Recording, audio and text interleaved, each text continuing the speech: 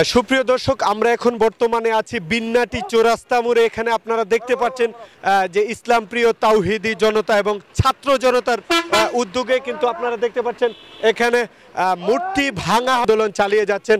সুপ্রিয় দর্শক, তারা এখন স্মরণ করছেন সেই 2013 সালে শাপলা চত্বরের কথা, যখন থেকে এই মূর্তির আন্দোলন শুরু হয়েছে। সুপ্রিয় দর্শক, তাদেরকে ভিন্নভাবে হয়রানি করা হয়েছে এবং শাপলা চত্বরে কিন্তু তারা আন্দোলন করেছিল সেই মূর্তি স্থাপনা বন্ধের জন্য।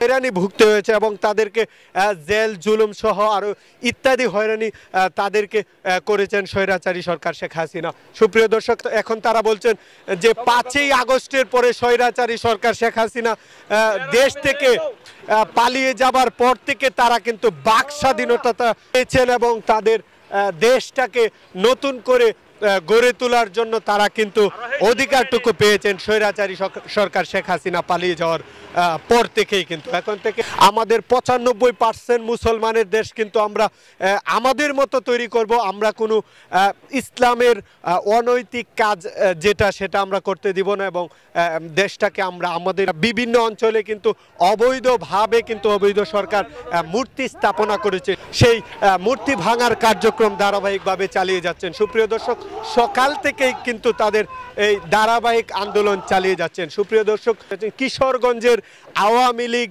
অফিস যেটা ছিল সেটা কিন্তু টয়লেটে পরিণত করেছে। এখন পর্যন্ত কিন্তু তারা কার্যক্রম চালিয়ে যাচ্ছেন।